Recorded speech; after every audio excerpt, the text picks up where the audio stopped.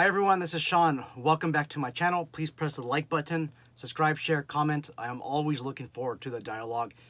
In today's video, we are going to be discussing some challenges that I have faced in the real world while using my Holosun 509T series. This is specifically the ACSS Vulcan reticle.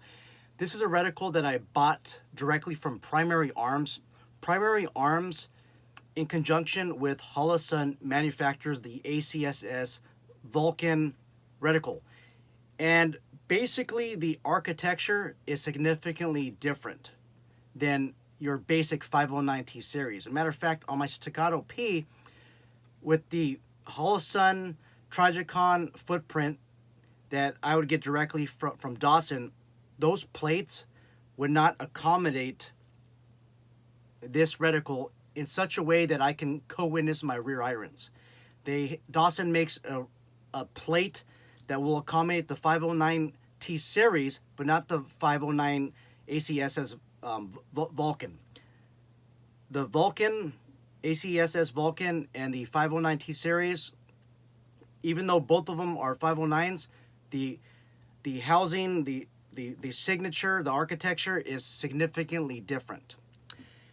Okay, so without further ado, let's discuss what types of problems we have. Well, first off, I want to talk about what I use this for. So I use this reticle for law enforcement purposes, and I mount this to my Staccato P. I'm authorized where I work to use this for full-time use. And what I encountered the other day was a thunderstorm, and that put my knowledge of this reticle to the test, because I thought that I knew everything that there was to know about the reticle, but the thunderstorm proved me much different.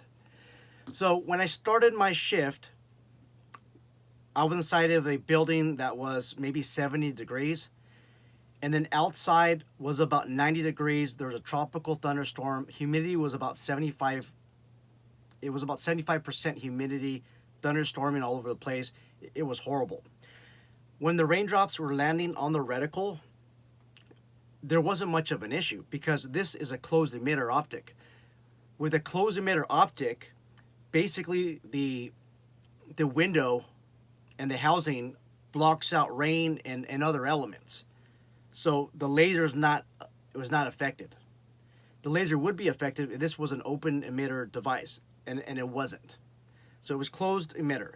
But what ended up happening was the first, I want to say 10 minutes into this tropical thunderstorm, I started to notice that there was some fogging up in the lens. However, the lens was not so fogged up that I could not identify a target if I had a target to identify. It was a little bit fogged up, but the reticle was still bright red. If there was a type of threat that I had to deal with, I would easily be able to identify it through the window. And the reticle, the red reticle would have performed great. Okay, now about 30 to 40 minutes later, the reticle started going out, and that's because my battery was going out. I've ran this reticle out of the box for about 8 weeks, and this whole time I thought that when the reticle goes out, you have the solar panel to depend on. The solar panel will kick in, but not so. Now, first I thought that there was going to be an issue because this whole time my hood, my duty holster hood, was covering the solar panel, therefore wasn't charging appropriately. But that wasn't the issue. That was not the issue at all. So I got a call for service, and we'll just say I got involved in a situation that was more higher risk than usual. Luckily, there's peaceful outcome. But in the beginning, I had about a split of a second of an issue identifying the threat. I am placing the threat inside of this window, okay, this clear glass window, and I don't see any reticle. Okay, luckily I've been through some great training that teaches me what to do in the case your reticle goes out. You could depend on your irons. You can use the top of the housing unit as a frame of reference, kind of sort of as you would with iron sights. So I didn't panic at all. But what really got to me is the reticle. It just disappeared. I have no idea what happened. So, like I said, later on found out that the battery's dead. I knew from the beginning of the shit the battery's going out, and I thought the solar panels was going to kick in. The solar panels did nothing, you guys, did nothing. So later on, I did some tests. I went to my house, the side of my yard, and I had an open garage, and I kept my dying battery inside. So from outside of the garage, I walk slowly and then make entry inside of the garage. Now, before I made entry, the reticle was bright red. The solar panels was receiving a lot of the solar energy, and this thing was top notch. It was bright red. As soon as I made entry in the garage, obviously the solar energy from the sun is gone, and the light, the red reticle nearly disappeared. I'm not too sure if I can even use it. I mean, it was so dim that I had problems finding it. It's for that reason you need to have a front and rear iron sight. It's a requirement. So what I also did is I put my finger on top of the solar panel, and then the light completely disappeared. So that tells me that there is no solar battery in here. There's a solar panel, but there's no solar battery. I did a test again. I staged outside on the side of my yard, about to make entry in my garage for practices. At that time, I had the battery removed completely. As soon as I made entry inside of the garage, the reticle almost disappeared, almost instantly. You could see it a tiny bit, but for the most part, it disappeared. So what are the takeaways? If your battery goes completely out and you're going inside of a building, there's probably no sun. There's not enough sun to energize the solar panel. So you're not going to have a reticle. There's no solar battery. There's a solar panel, but there's no solar battery. And that's one of the takeaways. Now, I found out or realized that if I need to use a reticle outside where there's bright sun, the reticle looks so awesome. It looks so clear. It almost looks like the arrows look like something out of the box. I mean, that's how sharp they were. If I'm using this on a flat range, I'm not going to do any building entry. Maybe I'm taking a 5-day course, a 2-day course, 1-day course, and it's all outside. I feel confident that I don't even have to bring a battery. But the moment I go inside of a building, yes, I need a battery. I also realized that I need to change my battery at least once a month. Remember, for about 8 weeks, I use this on a full-time basis. The light setting I kept continuously on about halfway, but it will suck a lot of energy. And I use the 250 MOA circle to help guide me to the location of the reticle. I keep that on, and when you keep that on, you drain so much more of the battery out. So what I'm going to do from now on is every month I'm going to have to just change out the battery. Okay, every single time.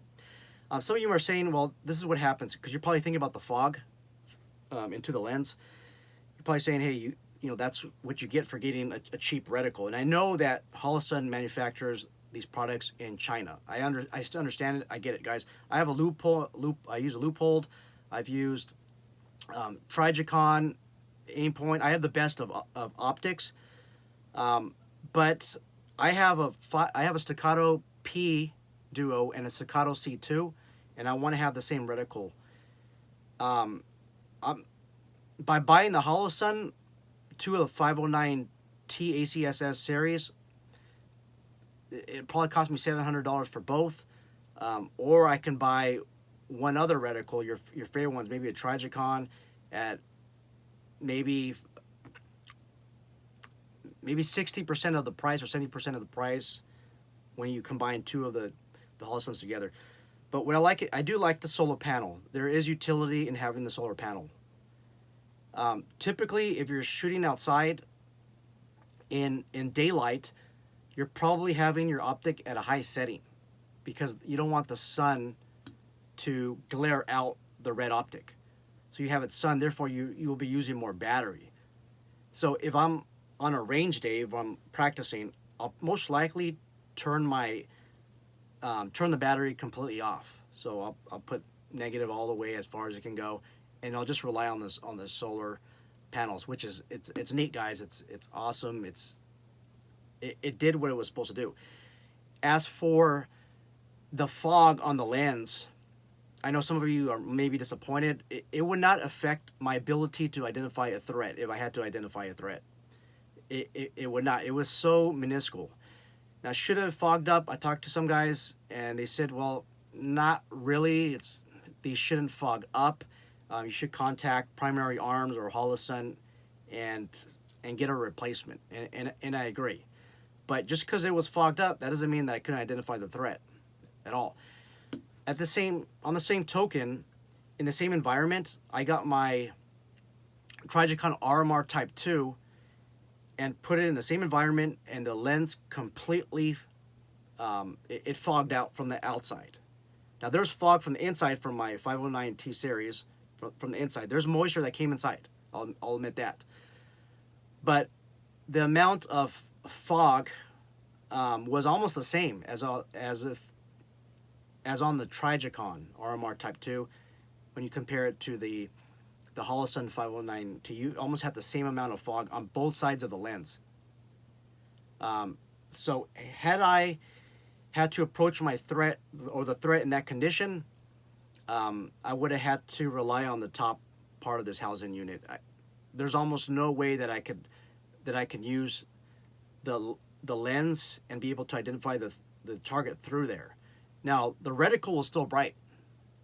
Even on the Trijicon RMR, the reticle was bright. It was visible. Well, more visible on here. This is a closed emitter. On my open emitter RMR Trijicon,